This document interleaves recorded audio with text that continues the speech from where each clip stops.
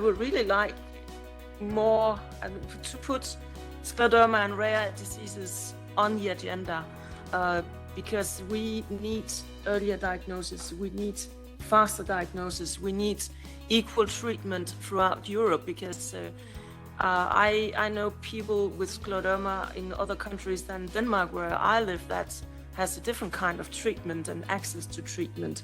So equal access to treatment is definitely a thing that I would like. First of all, we have to upcoming revision, of the legislation of medicine for children and for rare disease, for which we will be deeply involved in my committee, ITRA committee, and also in ENVI committee, as well as the regulation of a new European health data space, for which the legislative working is already ongoing. With these acts, we have the opportunity to intervene and to provide concrete help and support the patients in terms of therapy, assistance, and research also. It is important, the research field.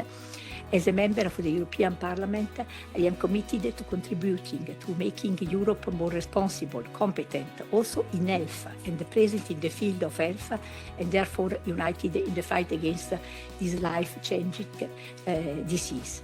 It is time for rare disease, I am convinced about that, to become a structural priority of the European Union and its member states, in line with the new health policy ambition, and also as requested by the Conference on the Future of Europe.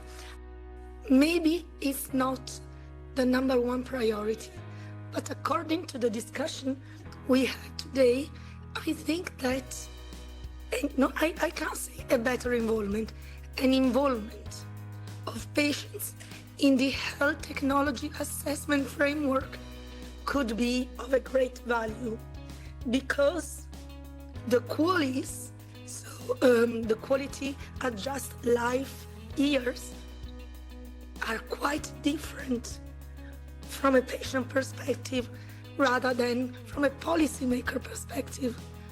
So how assess a new medical intervention without a patient? Yes, patients should be heard more. This is clear, as we said before.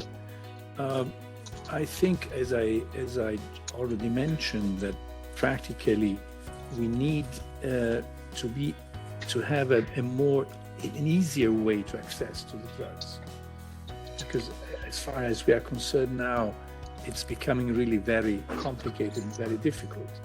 So I think the only problem we can claim now is let's have a more simple way to get the access to the drugs. Of course, I think we have to work together. What we have done in France can be done in Europe, so we have to work together. And for this reason, I'm a member of the steering committee of the ENRICONET. So of course we have to work together, but also with you here, work together, because I think the major issue, as it was said before by Professor Matucci and Professor Vanessa Smith, is the access to drug after the approval of the email, because when an approval is given, effectively, sometimes it takes months and sometimes years before we can use the drug and give the drug to the patient. This is unacceptable. We need a fast-track process from the email to the use of the drug given to the patient. You can help on that. So for me, I think there's a couple of things. I think we've heard today that there is a pathway to earlier diagnosis and timely referral is possible if we adopt and embrace best practice across borders. And this is something that we've heard that the European Reference Networks is spearheading. So for me, one of the really vital and important things is that the work that the ERN is doing is sustained and supported. You know, it may seem that we just take it for granted, but if it's not sustained and supported, then we will lose some of that amazing work that's already been done to date. And I think has been raised, the issue of equitable access to approved treatments remains the biggest burning issue.